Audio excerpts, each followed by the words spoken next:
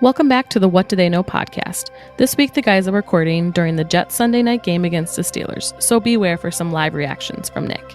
The guys will also cover the Deshaun Watson injury, big wins from Detroit and Kansas City, and how the Bills look after trading for Amari Cooper. But hey, what do they know? What do they know? We are about to find out what's going on. Welcome back to the What Do They Know podcast, week 7 edition. Nick and Jeff back with you as always. Tonight's going to be a fun episode, hopefully. Yeah. Jets are getting ready to kick off here in just a few minutes as we speak, so I'm probably going to just have going through the emotions and the flows of the game. Absolutely. I have a few outbursts, I think, so just bear with me here. But what's up with you, man? How's your week? Thankfully the Saints played Thursday. I didn't have to look at them. I didn't have to look at them. They didn't play today, so no hard sentiments there. But yeah, I kept waiting on Friday to see your prediction or your hope come to fruition with Dennis Allen. Yeah, I'm still waiting. I got my phone right in front of me, just waiting for that breaking news. But no, so far, it looks like he's got his job for another week. Yep. Well, thankfully for me, regardless of what the Jets do, I have the Yankees. Yeah, you do. So I'm in a great mood today. Yankees obviously clinched last night, going to the World Series, first time since 2009. Mm-hmm. So I'm ecstatic.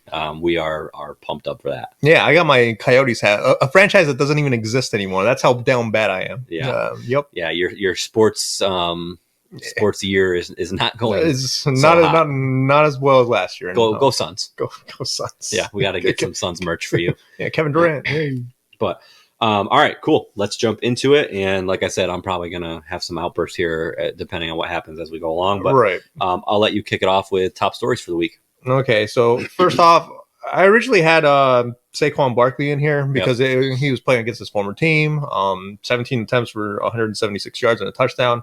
That's all fine and dandy. But as I'm looking at this, preparing for this game, I'm seeing Russell Wilson taking the majority of the snaps, and I read he's expected to make his first start. Yep. So to me, that triumphs a little bit over Saquon Barkley's revenge game over there. Obviously, we've discussed it at length here about how we believe Justin Fields is more of a short-term and long-term solution there, and can be a long-term solution there in Pittsburgh. But now you're giving the reins to Russell Wilson. Why? I'm flabbergasted. We trust Mike Tomlin all the way, but this is a decision I just don't know if he got right. Yeah, I mean, so as a Jets fan going up against them, preparing for them, as of this moment, I could totally eat these words in about 3 hours. Yeah. But as of this moment, I'm saying thank you to Mike Tomlin, right? Because I would so much I am happier that they're going up against Russell Wilson than Justin Fields. Yeah, I know the offensive production has not been tremendous. Fields has been a little reckless with the ball, but I just think the upside about what he can do with his legs, right, is just so much greater than the upside you're going to possibly have with Russell Wilson, who, let's be honest, it has to be a little rusty. Right. I mean, this is week 7. Yeah. I know he's been taking some first team reps and all that, but I mean, we'll see. And it's curious because we talked about it a few weeks ago, how when things were going good for the Steelers, he refused to name Justin Fields a starter. He refused to name, and we were literally on the show saying, dude, what are you doing? Let's just make the formality official. Right. And this to me just tells me that he all along really has been waiting for Russell Wilson to come back. Yeah. And so that he can be the starter. Yeah. I'm really surprised. Yeah. I'm not seeing what he's seeing, to be honest with you. Obviously, Russell Wilson was with Sean Payton last year. And if Sean Payton can't get you right, I'm not sure if Mike Tomlin's going to get you right, to be honest with you. Obviously Mike Tomlin's more of a hard nose. I feel like ground and pounding type of guy, but their ground game hasn't really, it's been Justin Fields. It hasn't really been Najee Harris or running back there in Pittsburgh. It's been Justin Fields' legs that have kind of carried that rushing game, and to kind of downgrade your running offense by inserting Russell Wilson instead of Justin Fields I feel like you're taking a step back, definitely, as an offense there. Yeah, I mean, we were listening to the pregame show a little bit, and I know they said that the idea behind this is that Russell Wilson, and to their credit, this is correct. He always has been a really good thrower of the football, downfield specifically. So they're saying that they think that their downfield pass game is going to have a huge boost just because of Russell Wilson. So we'll see. I mean, we'll see. I don't know how Pittsburgh, George Pickens feels about this. Like, all the other guys, like, Freiermuth, like, I don't know. Mm-hmm. We'll see. We'll see what it looks like. Yeah. Yeah. Well, we'll see. And then as my second top story, I got Amari Cooper right now with the Bills offense. I feel like that kind of transcends that offense a little bit. It opens up the rest of the receiving core. Keon Coleman had 4 receptions for over 100 yards. Obviously, I think it's his first 100-yard game. So to me, that Amari Cooper trade does so much for that offense and for Josh Allen.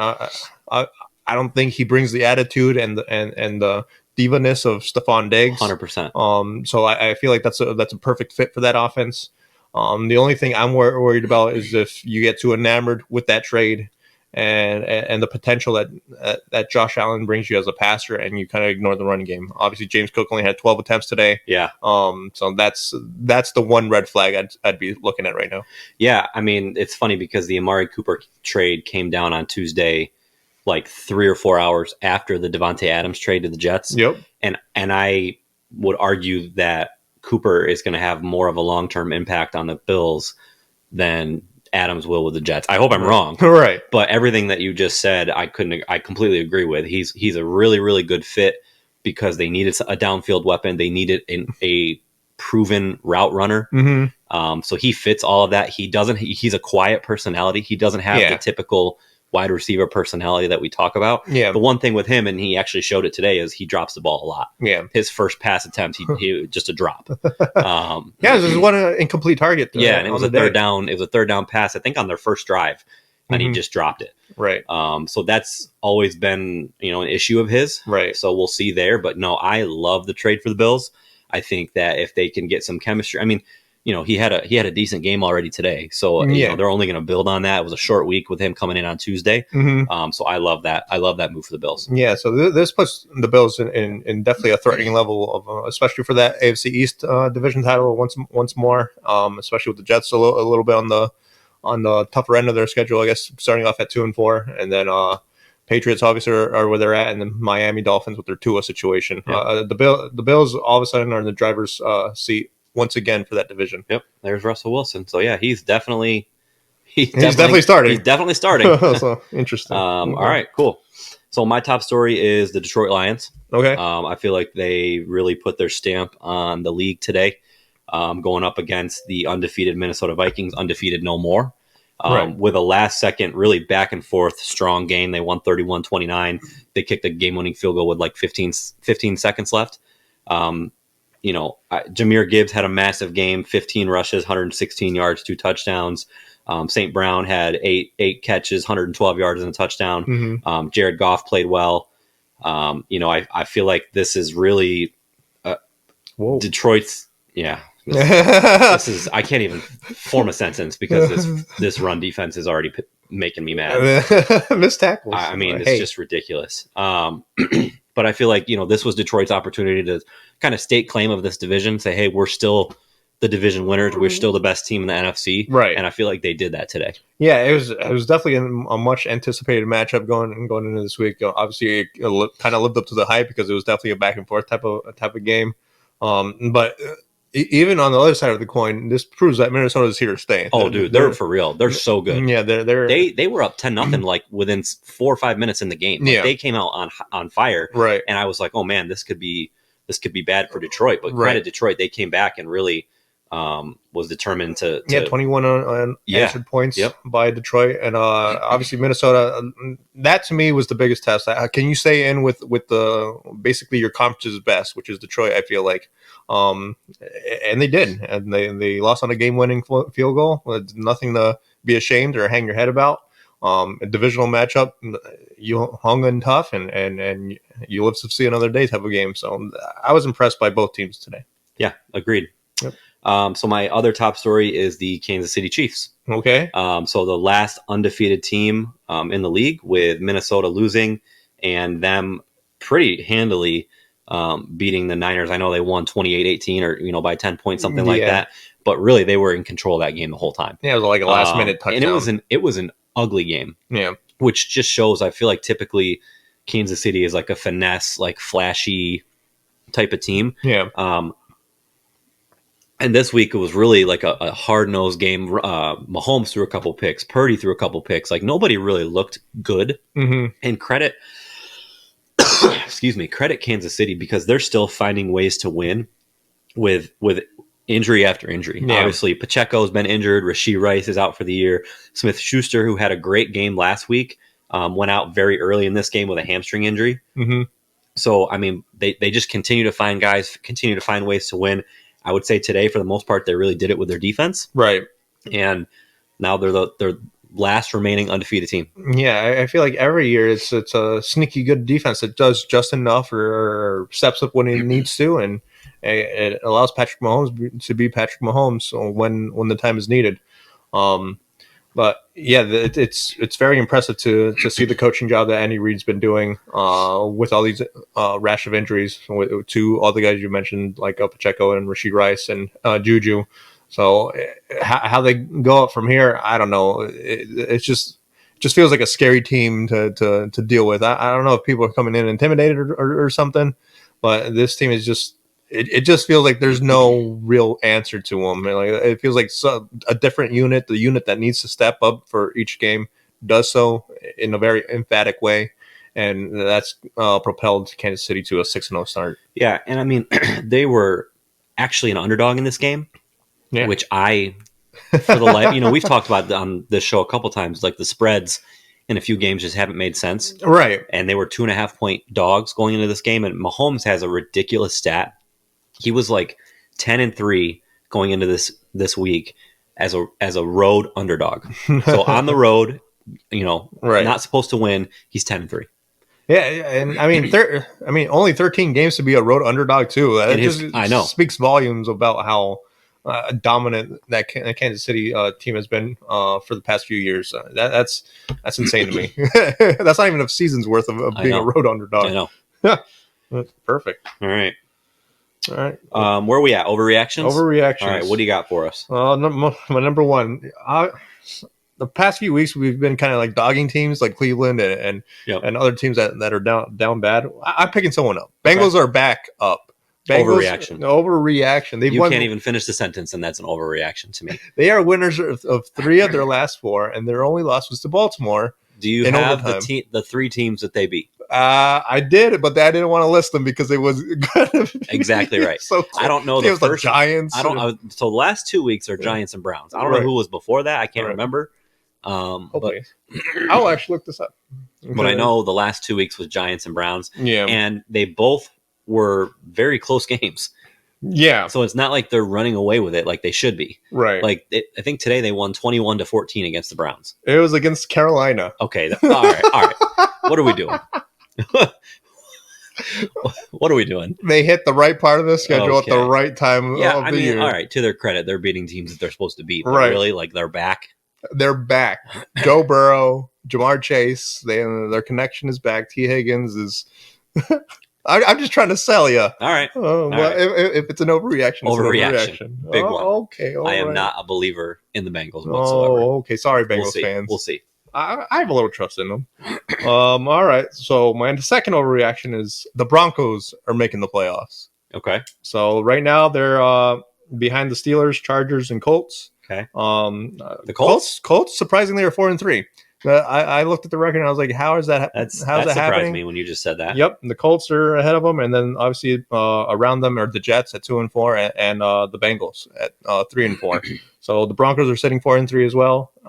Right now, I feel like that division is obviously in Kansas City's stranglehold right now. Yeah, but that number 2 slot is pretty much up for grabs, along with the Chargers. Yeah, and I have way more faith in the Broncos than I do the Colts. Right. So I don't think that's an overreaction. Okay. I think that the Broncos do have a really good chance. Mm-hmm. I don't know what their schedule looks like coming up. I know they're going to have to play the Chargers at least one more time. They got to play the Chiefs twice. Yeah, you got the Raiders in there. Yeah, so that's that part's gonna be tough. But they have the tiebreaker over the Jets for whatever that's worth if it comes down to it. 'Cause they beat them. So right. All right, here comes Devontae in his first drive. Jets down 3-0 already. So we'll see what happens here. Yeah, we'll see if it's a quick. If this, this has got to be a pass to him, right? Yeah, a quick little route to Devontae. Oh, he's looking his way. Yep. Oh, And he dropped it. Welcome to the Jets, buddy. There goes my parlay. Yeah. What? All right. So it's what's really funny is I'm sitting here giving you crap about the Bengals. My first overreaction. I don't even need to hear it. The Eagles have figured it out. Again, we're talking about the same team where Nick Sirianni was yelling at his own fans. Yeah, and their last 2 wins are against Cleveland and the Giants. The same thing we were just talking about the Bengals. Same teams. The same exact thing we were talking about the Bengals. You're done. Okay. You're done. Next. We're shutting off the podcast. I myself think that's an overreaction. Yeah. But we'll see. To me, as long as Nick Sirianni's fighting the fans, I don't know if I can believe in that team will ever be back. I mean, for what it's worth, Saquon looked amazing today against the Giants, his former team.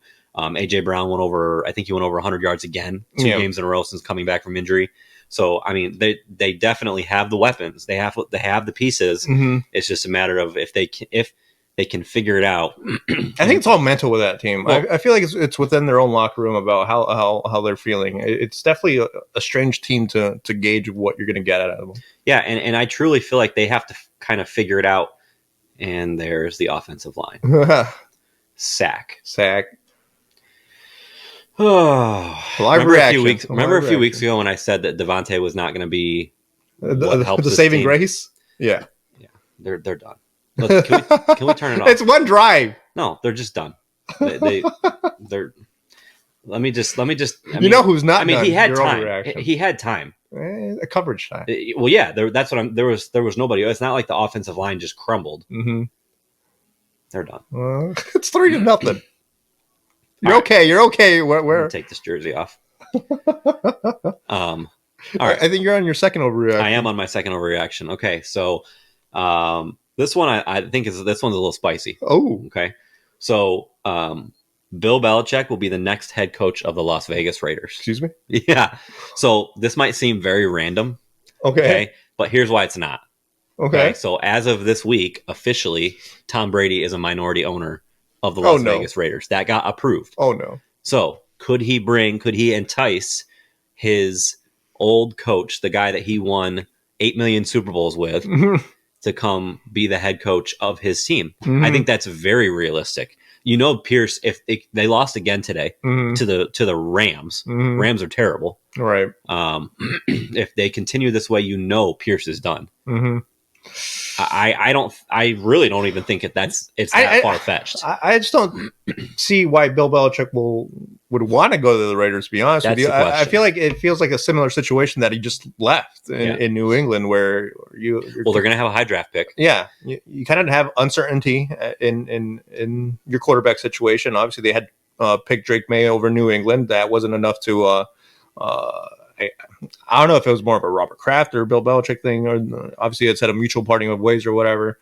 Obviously, Bill Belichick, how long do you want him to be a part of a rebuild, and how long does he have in terms of years left of willingness to coach to be a part of a rebuild type of situation? I just don't see that being the perfect situation for Bill Belichick. I think he's just having too much fun right now. So, that's with Chad Ochocinco. That's of all true. People. I mean, the dude is like a media. Yeah, like he's got he's all over the place. He's on McAfee once a week. He's on the Manning Cast on Mondays. He's doing something with Ochocinco. So, but I think at the end of the day, he's a coach. He wants to coach. My question around this, or my thought process, is like, are we sure he's going to have that many offers to choose from? Like there were several teams that had openings this past year, and the only one that even brought him in for an interview was Atlanta. Right. So I don't know. Let's just say hypothetically, the Raiders are the only team this offseason that calls him, brings him in for an interview.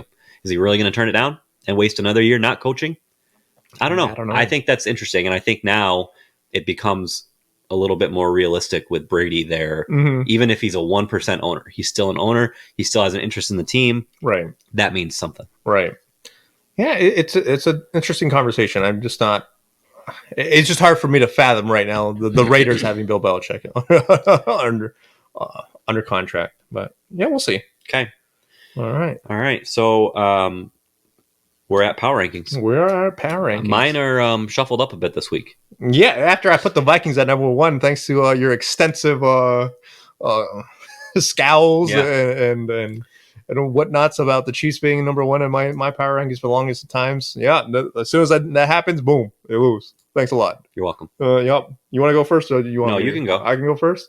Okay, so number 1, surprisingly, I have the Chiefs. Right back on top. Yeah. So number 2, I got the Lions. Obviously, I feel like they're the class of the NFC right now. Yep. 3, I got the Vikings. I don't think they showed enough to warrant such a knockoff, especially out of the top 5. Number 4, I got the Ravens, who play tomorrow. I'm not going to dock them for not playing yet. And then number 5, I got the Commanders right now. I went back and forth with a lot of teams right here. Obviously, the Texans lost today by a game-winning field goal, so it wasn't that bad. But the problem with the Texans right now is C.J. Stroud's just struggling a little bit too much for me, and that offense in general is just not as top notch as it was last year. So there's just something going on there that I'm not seeing why or how it can be fixed. But the Commanders with Jaden Daniels and Cliff Kingsbury there as their offense coordinator, I just feel like everything just is sailing pretty smoothly, bearing any potential injury with Jaden Daniels' ribs. Yeah, that's a story that we really didn't talk about this week or on this show yet, is what's going to be the status on Jaden Daniels. Obviously, he left, I think, pretty early in the first quarter with what they're calling a rib injury. I know his mom put out a tweet that said he's fine, like no big deal, like he's going to be back. Right. So we'll see. Dropped it. Yep. 4th down. Yep. Dropped it. So we'll see what happens there. Right. But honestly, my top 4 are the exact same. Oh, okay. Chiefs, Lions, Vikings, Ravens. I put Green Bay at 5. Green Bay. So the team that we just talked about, Houston, Green Bay is the one that knocked them off this week. Right.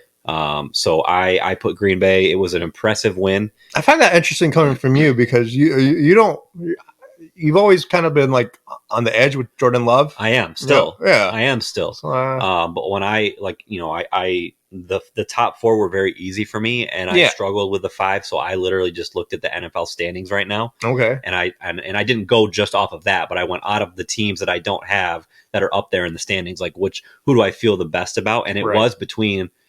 Oh no! It went out of bounds.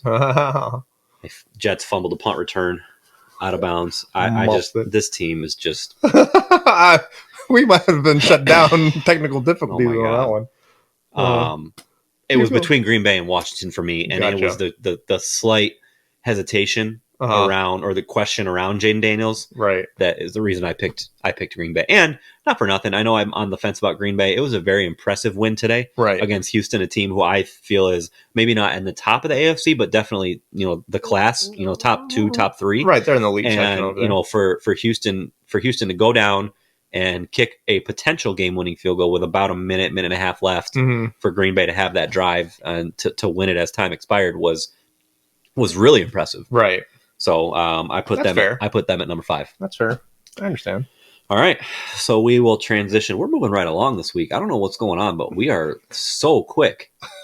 We're only at like 25 minutes. Oh, well, we can talk about Deshaun Watson again. We'll just leave it running, and we can just add some bloopers and some outtakes and stuff. So, no, but we have our fantasy bolo, something that we saw or something that was in the headlines that we think is going to impact teams coming up. Yeah. What do you got? I said get rid of all your Indy players. I'm done with Indianapolis, to be honest with you. Okay. We talked about them earlier. They're 4-3, but I just, from a fantasy perspective, I just don't know what's going on over there. Obviously, you have Anthony Richardson coming back, but I would never insert him as my starter because you never know. It takes one hit with that guy to. He's got like a 40% completion percentage for the season. Like he has looked very bad. Yeah. And it takes one hit for him to get knocked out of the game, and there goes your game type of thing. And then in terms of his wide receivers, like you said, 40% completion percentage. His wide receivers are obviously going to feel that effect. Michael Pittman was the leading receiver today with 3 receptions for 63 yards. That's just not going to cut it. Right. Josh Downs, which has been kind of their leading receiver, only had 1 reception for 30 yards today. And then in terms of the running backs, I mean, it's Trey Sermon for the most part. Ever since Jonathan Taylor. Why is he out? I know he's injured, but like, what's his deal? I have to look that one up. I don't know. I feel like he hasn't really been talked about. It's been a while. He's missed the last 2 or 3 weeks, and nobody has really said what's going on. Right. But then Tyler Goodson today, out of nowhere, led the backfield with like 14 attempts and like 50-something yards and a touchdown. So I don't know who's what there. I don't know who's coming back, when they're coming back, who's going out, when they're going out. At this point, if you got an indie player, best in package them or best of luck to you, because I have no idea what to do with them. And it's funny. I never thought I would say this ever in my life, but I feel like you only start an indie player if Joe Flacco's in the lineup. Yeah, it's crazy. Like, it makes no sense. Yeah. And even then, it's risky because I had Michael Pittman, and I was looking at Michael Pittman's production with Joe Flacco. It wasn't impressive. It was a little bit more consistent. Yeah, but it wasn't anything that was going to put you over the top in fantasy wise. Absolutely not. Or maybe wide receiver 3 flex consideration, but that was about it. Okay, That's a good one. So my bolo for this week, we kind of touched on it a little bit already, but it's the trades that happened this week. And not only what that can mean for those individual players, right, but the players surrounding them. Mm-hmm. So you talk about Amari Cooper trade, Devontae Adams. With Cooper, I'm looking at what that could mean, obviously, for Amari Cooper. Right. Because prior to the trade, he was a fantasy dud. Yeah. And as soon as he got traded, I inserted him into my lineups this week. Mm-hmm. He was on my bench, hadn't played him in probably 2 or 3 weeks, was done with him. Mm-hmm. And I feel like this trade is going to be a resurgence for his fantasy outlook this year. So I'm super excited about that. I think obviously it's only going to help Josh Allen. Mm-hmm. And then the two guys I also wrote down, you already talked about, was Keon Coleman and Khalil Shakir. Yeah. I think that's going to help them by default, just kind of balance the offense a little bit more. And you saw Coleman was already a beneficiary of it today. Yeah. So I think that's really something to look out for. Go Brees. There you go. Yeah. And then with Devontae Adams, obviously, again, same thing with Adams. He really didn't. I think he had one good game this year, and that was week 2 against the Ravens. He went off when he was with Vegas. Right. But he's he's been, I'll put it in quotations for those of you watching on YouTube, he's been injured with a fake hamstring injury. Right. All of a sudden, he's all healthy. Yeah, exactly. I mean, it's like, put me in, coach. Absolutely. Yeah. So he's the quickest healer in the history of the world. But so I think obviously for him, the relationship with Rodgers is going to have huge production. For Rodgers, it's going to mean great things. I'm really curious to see. There he is, first catch. Nope. 9-yard gain. Yep. I'm really curious to see what it's going to look like for Garrett Wilson and Mike Williams. It sounds like they're going to trade Mike Williams from everything I've heard. Yeah. But Garrett Wilson, man, I love him. He's a competitor. He's a beast. But he is one of those diva wide receivers. Like the last 2 years when things started to go sideways with Zach Wilson, you could see him on the field or on the sideline with frustration, throwing his helmet, yelling, talking smack. And so I think that if he starts to not get the targets that he thinks that he deserves, that could be bad. And I mean, that could lead to some pretty poor, they cannot run the ball. Pretty poor fantasy production. Right. Second and 1, they just lost 3 or 4 yards on a simple handoff. Their offensive line is just not. It's not offensive lining. They're just done. They're just done, Jeff. Hey, it looks like the Saints offensive line. I think that my point with these is that these 2 players could have rippling effects for probably 6 or 7 other players. Yeah. So even if you don't have Devontae Adams or you don't have Amari Cooper, if you have one of these other guys that I just mentioned, that's definitely something that you're going to want to pay attention to, is what it's going to mean. Yeah, I feel like for your player going forward. Yeah, I feel like for Buffalo's offense, it elevates all the receivers around him, and for Devontae Adams, it kind of like puts a question mark on Garrett Wilson and what his value is going to be. 100%. I mean, Adam Schefter put out a tweet yesterday that said that several teams have called the Jets on Garrett Wilson, not Mike Williams, right? Garrett Wilson, because they think that now he's going to be less valuable. Right. If they, I'll quit the Jets if they trade him. And here's why I say that, because I really truly think that I really truly believe that's a first down, right? Yeah. He didn't call it a first down. They need to challenge it. All right, Jeff Ulbrich. I really truly believe that Devontae's only here for this year. Yeah, I feel like he's going to stick around. They called it a first down. Okay, good. I feel like he's going to stick around as long as Aaron Rodgers is there. 100%. I know he said in one of his introductory press conferences, like they asked him, do you want to be extended or are you going to be extended at the end of this year, and his quote was like, "That's the goal, or that's the hope." So he's making it sound like he wants to stay, but I mean, you can't tell me that if his buddy leaves, he's not going to follow him. Yeah, I don't know. So don't trade Garrett Wilson, for the love of God. don't trade Garrett Wilson. But, that's your future right there. Yeah. But yeah, I feel like kind of even to touch on that a little bit Brees. more. I feel like you kind of have to look at the teams that got traded from. Obviously, over in Oakland, you got Trey Tucker, Vegas. Sorry, that'll always stick with I me know forever. But yeah, I still want to call the Chargers the San Diego Chargers. So do I, and some things just never change. But yeah, for Vegas, obviously Trey Tucker all of a sudden becomes probably the number one receiver there in Oakland. Obviously, if you want to take a flyer on him, it's definitely worth a gamble. Or Jacoby Myers is there. I mean, he's Jacoby injured, Myers, but it's definitely worth a gamble there, especially if you're needy at the wide receiver position. And then over in Cleveland, all of a sudden the offense looks a lot different with Deshaun Watson's injury.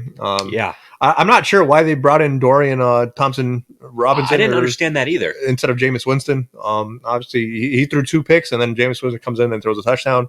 I'm not 100% sure. They stuck with that guy last year, too, for way too long before they went to Flacco. Right. I don't know what they see in him, what his deal is. Right. But no, I thought that was really confusing as well. Right. So I feel like having Winston in there definitely, obviously, it's more of a risk versus reward thing. But I think it definitely elevates the value on your wide receivers. So just watch out for whoever Jameis Winston kind of creates a chemistry with there in place of Amari Cooper. Yep. So yeah. So I think that was a good one. All right, we will wrap up this very quick show. Yeah. With our picks for next week. So we're both staying consistent. We're both 1-1. We were both 1-1 last week. We both are 7-7 overall. Jeff and I have talked about maybe assigning a little bit more value to either getting your upset pick right or getting your lock incorrect. Like either a negative if you get your lock wrong, or +2 if you get your upset right, because your lock is supposed to be a lock. It's supposed to be a no-brainer. Yeah. And if you're getting it wrong, then shame on you. Go Brees. Go Brees. Touchdown. There you go. Brees Hall. See, he's involved. Brees Hall touchdown. Let's go. I can already tell offense. I love our offensive line. All right, that makes me feel better. There we go. All right. Anyways, deep breaths. So we are both 7-7, and I'll let you go with your picks for this week first. Okay, so week 8, I got the Lions over the Titans. As your lock? As my lock. Okay. I don't think there's much that needs to be said about that matchup, to be honest with you. No. The Lions are 12.5-point favorites, so that's how Vegas sees it right now. As for my upset, I got the Cardinals over the Dolphins. Dolphins are 2.5-point favorites right now in Miami, and with Tua coming back. I was just going to say that's something that needs to be discussed. Because Tua coming back is definitely kind of defines why the Dolphins are the favorites in the first place. My only thing is I like the Cardinals. We've talked about it. We like the Cardinals. I feel like they just threw up a dud last week against Green Bay, and it is what it is. Yeah. But with Tua, there's just such a worry with Tua that you just never know what's going to happen there with all the concussions and all the injuries. I don't know. I feel like one bad hit, just like with Anthony Richardson, will put him in the sideline and put him out of the game at least. Can I ask you a ridiculous question? Go ahead. It's something that I think if you stop and think, it's not that crazy. Okay. Is Tua the MVP of this league? Excuse me? Tua, the MVP? Tua. Because Miami's a completely different team. Not even the team in general. Jalen Waddle and Tyreek Hill. Did you know that they're still on that team? Because they are. Yeah. They've completely disappeared. Right. Tyreek and Jalen Waddle, 2 of the fastest guys in the league, 2 of the best receivers in the league, have flat out disappeared without Tua. And we saw the same thing last year or 2 years ago, whenever it was. When Tua was out, Tyreek and Jalen Waddle were nothing. Like, I mean, I know we don't have faith in him. I know he's a health risk. You can't plan your future around him, blah, blah, blah. But when he's active, who's more valuable to their team? That's what it is, right? It's not about the best player. It's not about who's putting up the best stats. It's about who is most valuable to their team. You can't tell me that that's not Tua. Like, It's stupid. My counter argument for this will be how bad are the quarterbacks that have been backing up Tua? Like, can they be considered as the LVPs, the least valuable players? Like, are they so bad that they can't even get it to Tyreek Hill and Jalen Waddle? They have all that talent around them. They can't even get them the ball. Because Tua made some phenomenal throws, but you look at a lot of these highlights, I feel like a lot of it was definitely orchestrated by Tyreek Hill and Jalen Waddle most of the time. But Skylar Thompson ain't cutting it. Whoever else they're throwing over there, Huntley, yeah. Ain't cutting it. Like these are quarterbacks that have stuck around, but honestly, should they have, or are they NFL starting quarterback caliber? Absolutely not. I think there's definitely probably the biggest difference between your starting quarterback and your backup, between Tua and whoever was their direct backup. I think there's definitely the biggest, I guess, contrast, which can make the argument of why he should get some MVP consideration. But I think that's more of the fault of the GM. They're not accounting for potential risk operations there with a Tua there. To me, if you put any of these other starting quarterbacks of these any 31 other teams, I can't even imagine the Dolphins being this terrible, to be honest with you. Yeah. It's interesting though, right? Yeah, it's an interesting conversation to look at. Because Tyreek Hill is an all-pro receiver. Yeah. It's not like he's some schlub who it makes sense that he doesn't have his quarterback. Like, Tyreek Hill is Tyreek Hill. Right. It's just baffling to me that they've literally fallen off a cliff. Mm-hmm. One more thing I want to bring up since we have extra time. Okay. If you're Cleveland now, what do you do with Deshaun Watson, his contract, the whole situation? You eat it. You got to cut him, right? Yeah. You eat it. Yeah, and you move on. Honestly, you roll out what you see what you got in Jameis. You take the pick that you got wherever you land at the end of the year and see how you can go to quarterback, because obviously what you did in trading all those assets and then paying all that money was probably a ill-advised move then, and it's even more so now. But yeah, you can't double down and try to do the same thing again. There's just not much you can do if you're Cleveland. You just got to swallow it.